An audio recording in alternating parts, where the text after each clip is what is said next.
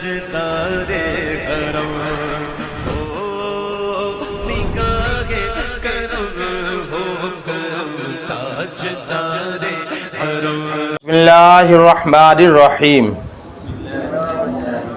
بات چل رہی ہے کہ جعل بسیط حق ہے یا جعل مرکب حق ہے۔ مشائیہ کا موقف جعل بسیط ہے اور اشراقیہ کا موقف جعل بسیط ہے، اور مشائیہ کا موقف کیا ہے؟ جعل مرکب۔ جعل بسیط اور جعل مرکب کا مفہوم اچھی طریقے سے آپ نے سمجھ لیا کہ جاعل کا اثر بالذات جب جو ہے صرف اور صرف نفس ماہیت بنے اور وجود اور اتصاف ماہیت نا جاعل کا اثر بالطبع بنے تو اس کو جعل بسیط کہتے ہیں، اور اگر جاعل کا اثر بالذات اگر اتصاف الماہیہ بالوجود کو قرار دیا جائے اور ماہیت اور وجود کو اس کا اثر بالطبع قرار دیا جائے تو یہ جعل مؤلف ہے۔ جعل بسیط کی حقانیت پر ایک دلیل آپ نے سنی تھی، نہایت بوگس دلیل تھی، جس کے جو ہے وہ جس کا رد ملا حسن نے کیا، جس کی دھجیاں بکھیری، اور اس کا مفاد یہ تھا کہ اس میں انہوں نے یہ کہہ دیا تھا کہ جاعل کا اثر کوئی بھی کسی بھی شے کو قرار دیا جائے، ہے نا، چاہے وجود کو مانو، چاہے ماہیت کو مانو، چاہے اتصاف الماہیہ بالوجود کو مانو، بہرحال جو ہے وہ کوئی نہ کوئی ماہیت ضرور ہوگی۔ کیا ہوگی بیٹا؟ وہ ماہیت ہی جو ہے وہ ہوگی، وہ ماہیت ہی ہوگی، ہے نا، ماہیت جو ہے وہ ضرور جاعل کا اثر بنے گی۔ یہ کہا تھا کہ جاعل کا اثر ماہیت ضرور بنے گی، چاہے جو ہے وہ آپ کسی کو بھی جو ہے وہ جاعل کا اثر مانیں۔ تو اس کا رد کیا تھا کہ تمہیں مطلب ہی نہیں معلوم کہ جو ہے وہ یہاں پر ہے نا اصل یہ نہیں ہے کہ ماہیت بن رہی ہے کہ نہیں بن رہی ہے، اصل اختلاف اس بات کا ہے کہ بالذات بن رہی ہے کہ نہیں بن رہی ہے۔ بالذات اور بالطبع کا جو ہے وہ جھگڑا ہے، ماہیت کا جھگڑا نہیں ہے کہ ماہیت مستقل ہے کہ غیر مستقل ہے، اس کا کوئی جھگڑا نہیں ہے، بلکہ جو ہے وہ صرف اور صرف اس بات کا جھگڑا ہے کہ ماہیت جو ہے وہ بالذات بن رہی ہے کہ نہیں بن رہی ہے۔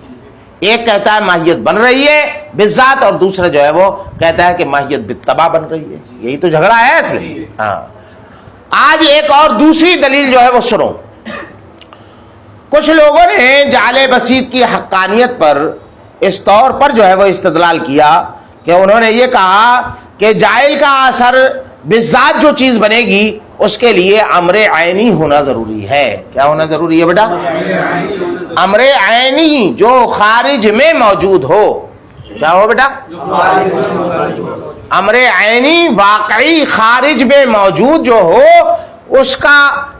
اس کے لیے ہے نا جاعل کا اثر بالذات ہونے کے لیے ضروری ہے کہ جو بھی جاعل کا اثر بالذات ہوگا اس کے لیے ضروری ہے کہ وہ امر عینی ہو، خارج میں موجود ہو، ہے نا، یہ ضروری ہے۔ تو یہ قاعدہ کلیہ انہوں نے بنا دیا کہ جاعل کا اثر بالذات بننے کے لیے ضروری ہے کہ وہ چیز کیا ہو؟ امر عینی واقعی ہو، خارج میں موجود ہونے والی شے ہو۔ یہ قاعدہ کلیہ بنا دیا اور فیصلہ جو ہے وہ نا آپ لوگوں کے سپرد کر دیا کہ اب آپ لوگ جو ہے وہ اندازہ لگا لو کہ ان تین چیزوں میں سے امر عینی کون ہے۔ جو امر عینی ہوگا وہی جاعل کا اثر بالذات بنے گا، اور جب جاعل کا اثر بالذات جو ہے ہونا متعین جس کا ہو جائے گا تو یہ بھی فیصلہ ہو جائے گا کہ یہ جعل بسیط ہو سکتا ہے کہ جعل مرکب ہو سکتا ہے۔ تو کہا کہ دیکھو تینوں میں وجود کیا ہے بیٹا؟ وجود ایک امر انتزاعی ہے۔ وجود کو کہیں سے پکڑ سکتے ہو آپ؟ موجود سے وجود کو پکڑو گے، کس سے پکڑو گے بیٹا؟ وجود علیحدہ سے کہیں پایا جائے گا؟ بولو، صفات کہیں سے پکڑ کے لا سکتے ہو؟ صفات کو اسود ہی سے تو حاصل کرو گے، کس سے حاصل کرو گے؟ صفات کو کس سے حاصل کرو گے؟ حسن و جمال کو کس سے حاصل کرو گے؟ جمیل سے حاصل کرو گے۔ جمال کس سے حاصل ہوگا؟ جمیل سے حاصل ہوگا، الگ سے کہیں پایا جائے گا؟ ایسی وجود جو ہے کس سے حاصل ہوگا؟ موجود سے۔ تو جو چیز دوسرے سے حاصل ہو تو وہ انتزاعی ہوتی ہے، یعنی موجود سے وجود کا مفہوم آپ نے انتزاع کیا ہے، تو یہ امر عینی نہیں ہوا۔ کیا ہوا بیٹا؟ امر انتزاعی ہو گیا۔ وجود کیا ہے؟ امر انتزاعی۔ تو تین چیزیں تھیں، ماہیت، وجود اور اتصاف الماہیہ بالوجود۔ تو دو چیزوں میں سے ایک تو ختم ہو گئی ہے، امر عینی ہے نہیں۔ جب امر عینی نہیں ہے تو جاعل کا اثر بالذات نہیں بنے گی یہ چیز۔ ٹھیک ہے بیٹا؟ تو اب کہہ رہے گی دو رہے گی. تو کہا کہ اتصاف الماہیہ بالوجود یہ امر عینی ہو سکتا ہے؟ کہتے کہ یہ بھی نہیں ہو سکتا. کیوں؟ اتصاف الماہیہ بالوجود، اتصاف یہ نسبت ہے. کیا ہے بیٹا؟ بولو بیٹا کیا ہے؟ زید قائم کے درمیان جو نسبت ہے وہ کہیں سے لا سکتے ہو پکڑ کے؟ زید تو ہے، قائم بھی جو ہے وہ ہے وہی جو کھڑا ہوا ہے، لیکن جو ہے وہ یہ بیچ میں جو ہے جو نسبت ہوتی ہے یہ انتزاعی ہوتی ہے، جو سمجھ میں آتی ہے زید اور قائم کے مفہوم سے. آپ نے سمجھا؟ تو اتصاف الماہیہ بالوجود یہ معنی مصدری ہے، اور معنی مصدری جو ہوتا ہے یہ امر انتزاعی ہوتا ہے، یہ جو ہے وہ امر عینی نہیں ہوتا. خارج میں نسبت کہیں پائی جاتی ہے؟ بولو بیٹا. ہاں عربی میں تو ویسے ہی نہیں پائی جاتی. زید عالم میں کہیں ہے؟ اردو میں تو ہے بھی، وہ ہے زید کھڑا ہے، اردو میں تو ہے، لیکن جو ہے وہ عربی میں تو وہ بھی نہیں، فارسی میں تو وہ بھی نہیں ہے. فارسی میں کبھی کبھی آ جاتی ہے ہست ہست وغیرہ. تو بیٹا جو ہے وہ تین چیزیں تھیں. وجود بھی امر انتزاعی، اتصاف الماہیہ بالوجود یہ نسبت ہے، یہ بھی جو ہے وہ امر انتزاعی جو مفہوم ہوتی ہے محکوم اور محکوم علیہ سے. بولو بیٹا کیسے ہوتی ہے؟ تو اب ایک ہی چیز رہے گی، وہ کیا ہے؟ نفس ماہیت. تو پتہ چلا کہ نفس ماہیتی کے اندر یہ صلاحیت ہے کہ وہ جاہل کا اثر بالذات بنے، اور جب جاہل کا اثر بالذات نفس ماہیت بن رہی ہے تو ظاہر سی بات ہے کہ اسی کا نام تو جال بسیط ہے، کہ جال بسیط اسی کو کہتے ہیں کہ جس میں نفس ماہیت جاہل کا اثر بالذات بنے، اور وجود اور اتصاف الماہیہ بالوجود یہ جاہل کا اثر بالتبع بنے. سمجھ میں آیا؟ ہاں سمجھ میں آ گیا؟ ہاں بس ہو گئی، دلیل پوری ہو گئی. بہت اچھی ہے نا دلیل؟ ہاں ابھی دجیہ بھی کریں گے. یہ دیکھو وَاسْتُدِلَّ أَيْضًا جال بسیط کی حقانیت پر ایک استدلال یوں بھی جو ہے وہ کیا جاتا ہے علی المذہب الاول. مذہب اول سے مراد وہی جال بسیط ہے نا، مشائیہ کا جو مذہب ہے. اس طور پر بھی کیا جاتا ہے کہ اثر بالذات، کس کا اثر بالذات؟ جاہل کا اثر بالذات. جو چیز بنے گی لا بد ان یکون، اس کے لیے ضروری ہے کہ وہ امر عینی ہو، موجوداً فی الخارج، اور خارج میں موجود ہو، ہے نا. یہ ایک انہوں نے ہے نا بنا دیا جو ہے وہ اس کا جو ہے وہ قاعدہ ہے نا، ایک معیار، ایک کسوٹی جو ہے وہ بنا دی اپنے گھر سے. اب دیکھو جو ہے وہ یہ تین چیزیں ہیں. تین چیزوں میں جو وجود ہے امر اعتباری، یہ امر اعتباری ہے. کیسے ہے کہ وجود جو ہے وہ امر اعتباری کیسے ہے بیٹا؟ موجود سے انتزاع کیا جاتا ہے. تو انتزاع کرنے والا جب انتزاع کرے گا تبھی ہوگا، انتزاع نہیں کرے گا کوئی نہیں.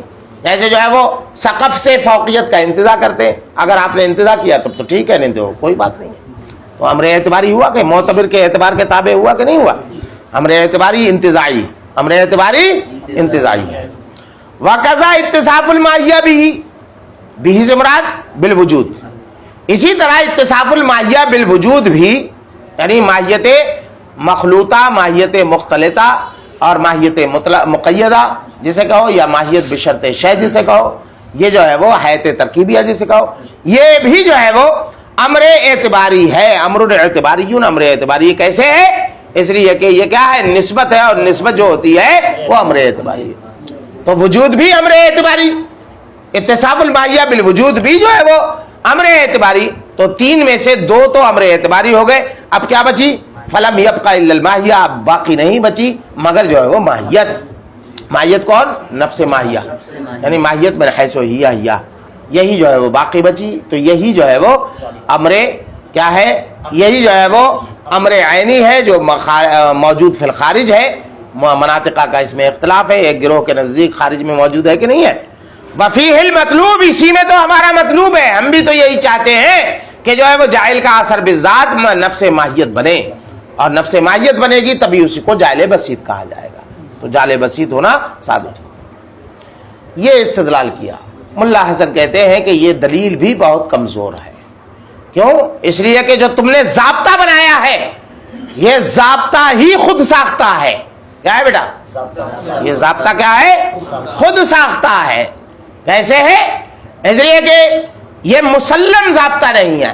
بھائی کسی بھی فریق مخالف کو دلیل دو گے اپنے گھر والی جو ہے وہ چیزوں سے، یا ایسی چیزوں سے جو مسلم ہو، جس کو وہ بھی مانتا ہو، تو یہ امر مسلم نہیں ہے کہ جو ہے وہ جاہل کا اثر بالذات ہونے کے لیے ضروری ہے کہ وہ چیز امر عینی ہو.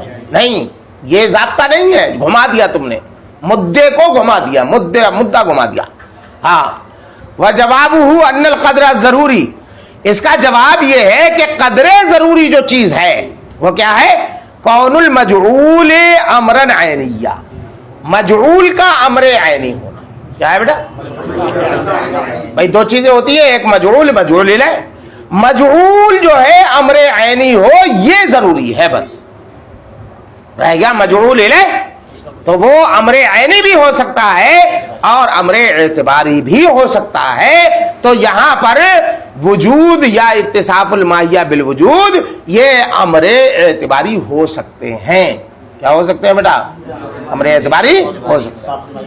ہاں اتصاف الماہیہ بالوجود. تو کہتے ہیں کہ مجعول کا امر عینی ہونا ضروری ہے.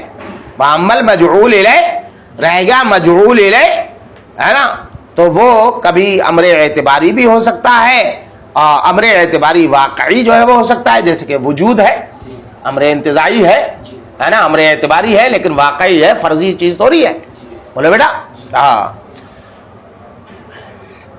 کما اذا جعلنا الشیء فوقا او تحتا، جیسے کہ تم بولو کہ جعلنا الشیء فوقا، کہ ہم نے شے کو فوق بنا دیا، تو شے یہاں پر امر عینی ہوگی اور رہے گا فوقیت، تو وہ امر اعتباری ہے کہ نہیں ہے؟ تو جس طرح جعلنا الشیء فوقا کہنا صحیح ہے، ایسے ہی جو ہے وہ یہ بھی جو ہے وہ صحیح ہے کہ وجود کا ہے نا، وجود جو ہے یہ امر اعتباری ہو سکتا ہے نا، مجعول الیہ امر اعتباری ہو سکتا ہے.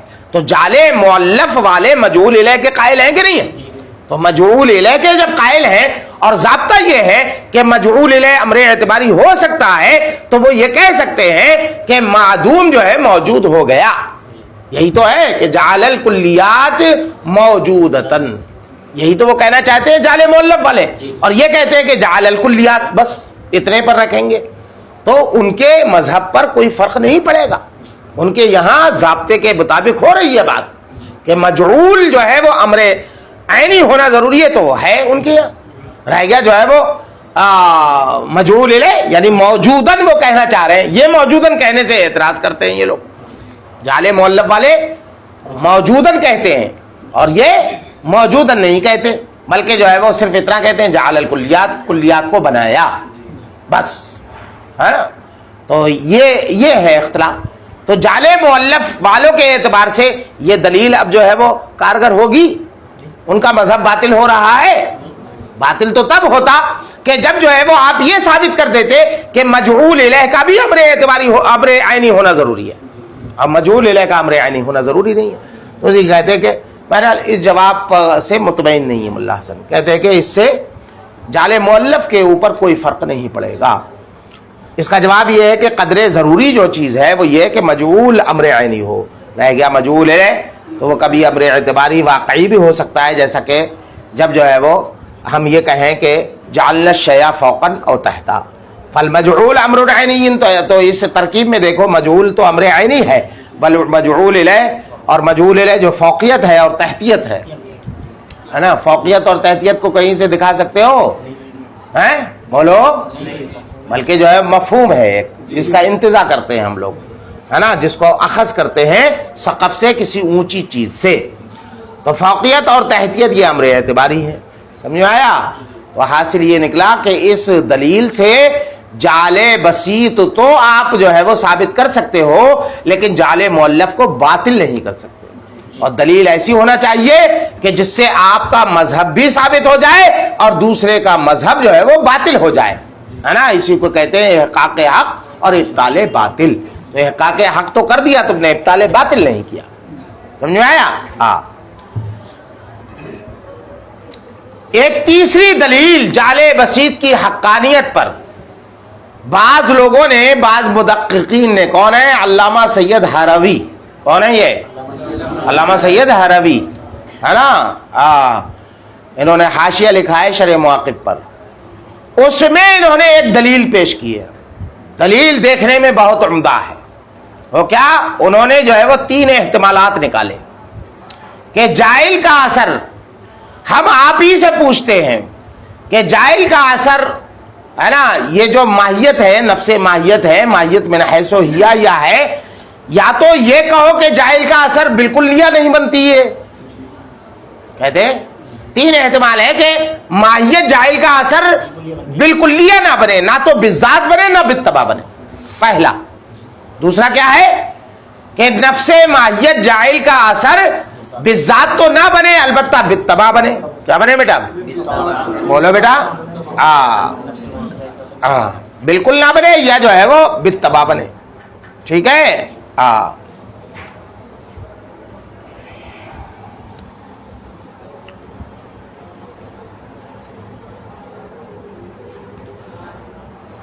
تیسرا یہ احتمال یہ ہے کہ جاہل یہ ماہیت من حیث ہیا یا یہ جاہل کا اثر بالذات بن جائے. کیا احتمال نکال دیے کہ ماہیت کے سلسلے میں ہم آپ سے پوچھتے ہیں کہ یہ جاہل کا اثر بالذات اور بالتبع بالکل لیا نہ بنے، سرے سے نہ بالذات بنے نہ بالتبع بنے. دوسرا یہ کہ بالتبع بن جائے. تیسرا یہ ہے کہ بالذات بن جائے. یہی تو 3 احتمال نکلے گے، اس کے علاوہ کوئی چوتھا احتمال نکلے گا؟ تو کہتے ہیں پہلا احتمال کہ نہ بالذات بنے نہ بالتبع بنے، یہ کسی کا موقف نہیں ہے. بولو بیٹا. بھائی جعل مؤلف والے بھی تو یہ نہیں کہتے کہ جاہل کا اثر نہ بنے، وہ کہتے ہیں کہ جاہل کا اثر ماہیت بنے گی، البتہ جھگڑا کس میں ہے؟ بالتبع اور بالذات میں ہے، کہ یہ لوگ جو ہے وہ بالذات مانتے ہیں اور یہ لوگ بالتبع مانتے ہیں. تو دونوں کا یہ موقف نہیں ہے کہ نہ بالذات بنے نہ بالتبع بنے، یہ کسی کا موقف نہیں ہے. کیونکہ اشراقیہ کا موقف ہے بالذات بنتی ہے اور مشائیہ کا موقف ہے کہ بالتبع بنتی ہے. بالذات اور بالتبع دونوں ہی نہ بنے، یہ کسی کا موقف ہے؟ کسی کا موقف نہیں. سمجھ میں آ گیا؟ تو یہ ختم ہو گیا. اب 2 احتمال رہ گئے کہ بالتبع بن جائے. کیا بن جائے؟ نہیں، ان کی ترتیب کے الٹ آپ کہیے بالذات بن جائے. کیا بن جائے بیٹا؟ بالذات بن جائے.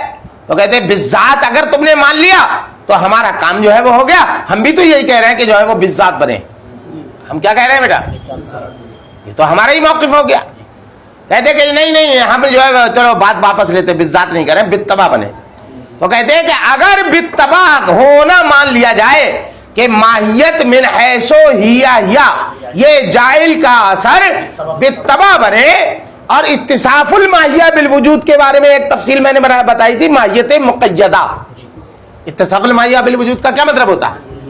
یعنی وہ ماہیت جو وجود سے متصف ہو کر کے پائی جائے، تو وہ ماہیت جو وجود سے متصف ہو کر کے پائی جائے وہ کیا ہوگی؟ مقید ہوگی، مطلق ہوگی. یعنی ماہیت بشرط شے. کیا ہے بیٹا؟ تو اگر جاہل کا اثر بالذات ماہیت مقیدہ کو مانے اور ماہیت من حیث ہیا کو جاہل کا اثر بالتبع مانے، تو 2 اصولوں میں تصادم ہو جائے گا. کیا ہو جائے گا بیٹا؟ کیسے؟ مطلق پہلے ہوتا ہے یا مقید پہلے ہوتا ہے؟ پہلے یہ بتاؤ مجھے. بولو بیٹا. مطلق مقدم ہے اور مقید کیا ہے؟ ہے نا. تو ماہیت مطلقہ اور ماہیت مقیدہ کی حیثیت سے اگر دیکھا جائے تو ماہیت من حیث ہیا کو مقدم ہونا چاہیے اور ماہیت مقیدہ کو ہے نا کیا ہونا چاہیے؟ مؤخر ہونا چاہیے. یہ اصول تو یہ چاہتا ہے. اب آئیے آپ نے جو مانا، آپ نے کیا مانا؟ ماہیت مطلقہ کو یعنی ماہیت من حیث ہیا کو جاہل کا اثر بالتبع مانا ہے، مان لیا. کیا مان لیا بیٹا؟ تو اصالتاً اور طبعاً ان میں سے کون جو ہے وہ مقدم ہوتا ہے، کون مؤخر ہوتا ہے؟ جو اصل ہے، بولو بیٹا، جو اصل ہے وہ مقدم ہے اور جو بالتبع ہوتا ہے، تابع ہوتا ہے، وہ کیا ہوتا ہے؟ مؤخر ہوتا ہے. کیا ہوتا ہے بیٹا؟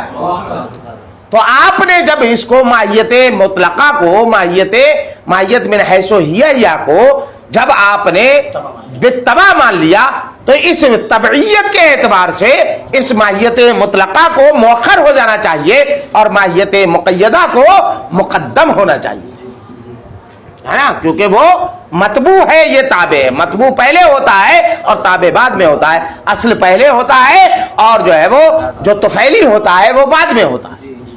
تو اصول متصادم ہو گئے ہیں.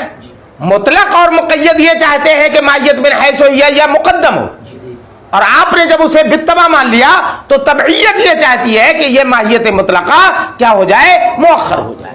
تو انقلاب ماہیت ہو رہا ہے کہ نہیں، قلب ہو رہا ہے کہ نہیں، کہ جس چیز کو مقدم ہونا چاہیے تھا اس کا مؤخر ہونا لازم آ رہا ہے، اور جو چیز مقدم ہو، جو چیز جو ہے وہ اصل کے اعتبار سے تقدم طبعی رکھتی ہو، اس کا تقدم تاخر طبعی ہونا، اس کا متاخر ہو جانا، یہ جو ہے وہ اصول کے بھی خلاف ہے، اور یہ جو ہے وہ ہے نا خلاف مفروض بھی ہے، اور ساتھ ہی ساتھ جو ہے وہ یہ قلبی بھی پایا جا رہا ہے اس میں، اور یہ ساری چیزیں باطل ہیں.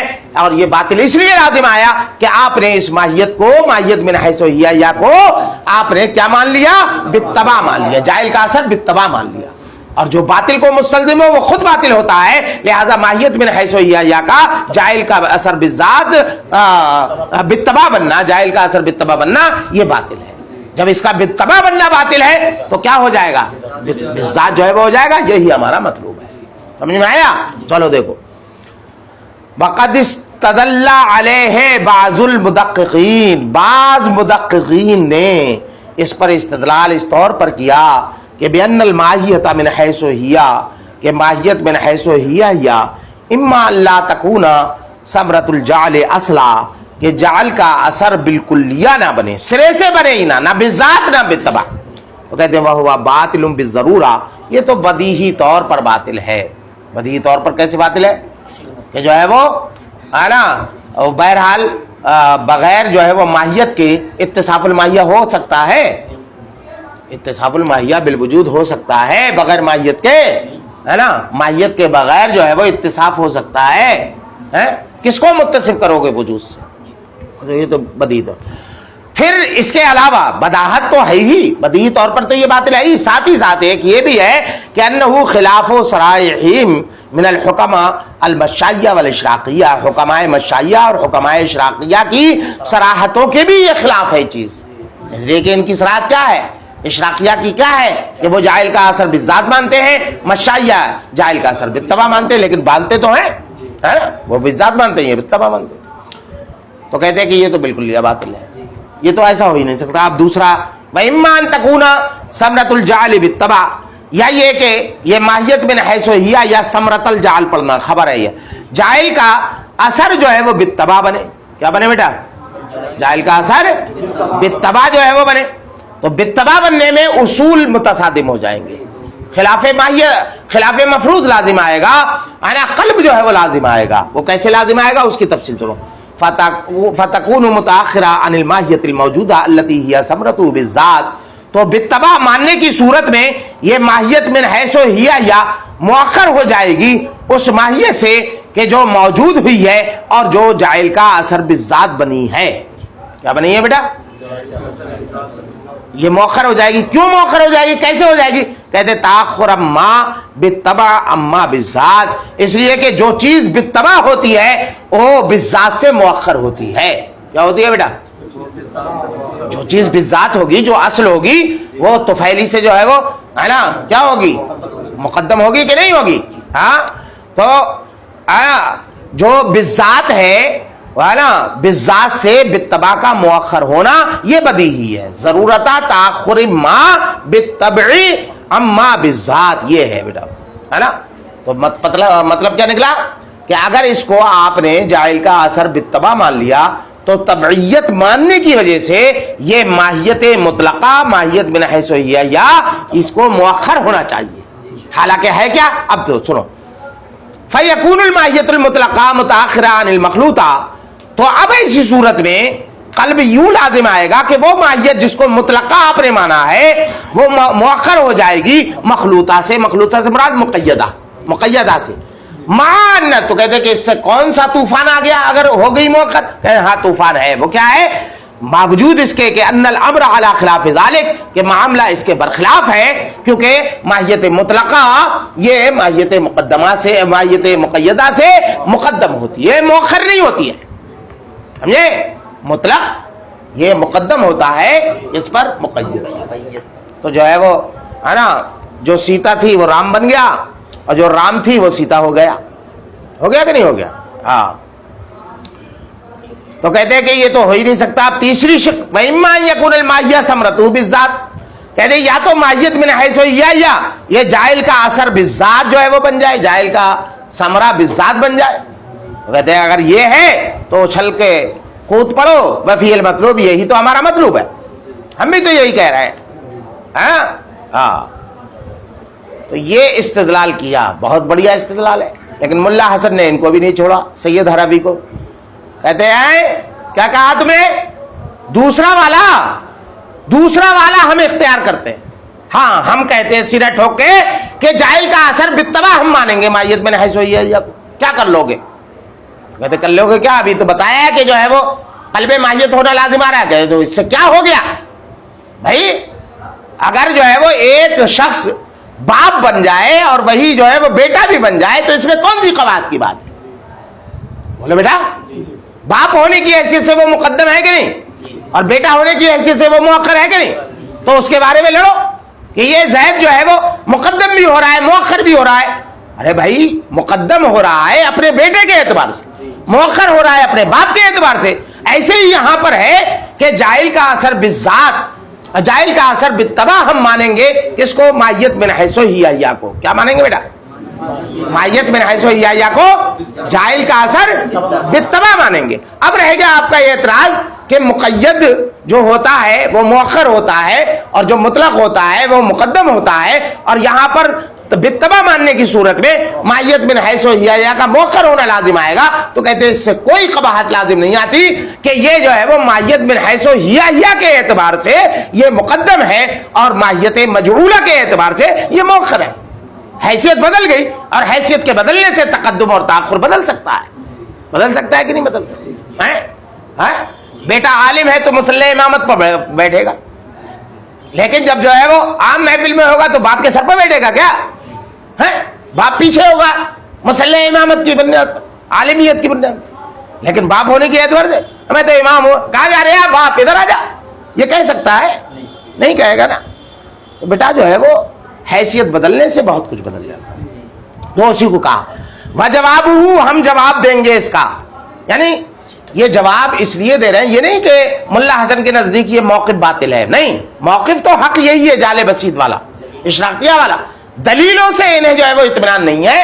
کہتے ہیں کہ دلیلیں جو ہے وہ جو قائم کی گئی وہ اچھی نہیں ہیں, دلیلیں جو ہے وہ میری والی اچھی ہیں. تو پہلے جو ہے باطل کر رہے. کہتے ہیں اس کا جواب یہ دیا جا سکتا ہے مخالفین کی طرف سے کہ بے اختیاری شق ثانی, یعنی شق ثانی کو اختیار کر کے. کیسے, اس طور پر کہ ماہیت مطلقہ متقدم ہے نا, مقدم ہے علی المخلوطہ, مخلوطہ پر بالذات, ہے نا, بالذات, ہے نا, من حیث یا کے اعتبار سے بالذات یہ تقدم ہے, من حیث یا. وہ متاخرہ فی وصف الجال, البتہ وصف جال کے اعتبار سے وہ مؤخر ہے. جیسے وہ باپ ہے نا بالذات جو ہے وہ مقدم ہے, لیکن بے وصف عالمیت بیٹا جو ہے وہ مقدم ہو جاتا ہے مصلی امامت پر جا کر کے. تو وصف کے ایسا ہو سکتا ہے کہ وصف کے اعتبار سے کوئی مقدم ہو لیکن ذات کے اعتبار سے مؤخر ہو.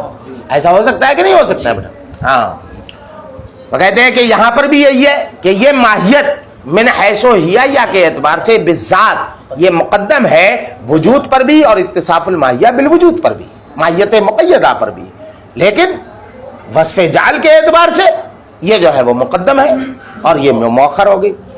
بلا مضایقۃ, اور اس میں کوئی حرج کی بات نہیں ہے کہ ان یکون الشیء مقدما علی الشیء, کہ ایک شے جو ہے وہ دوسری شے پر مقدم ہو بحسب الذات و متاخرا عنہ فی الوصف, اور مؤخر ہو وصف کے اعتبار سے. ففہم, تو سمجھ لو کہ سید حربی نے کتنی بڑی غلطی کر ڈالی, سمجھ لو. میں تو نہیں کہوں گا اپنی زبان سے کیونکہ جو ہے وہ عالم فاضل ہیں, میرے بزرگ ہیں, لیکن سمجھ لو کہ انہوں نے کیا گڑبڑی کی ہے اس میں, سمجھے. ہاں بس کرو.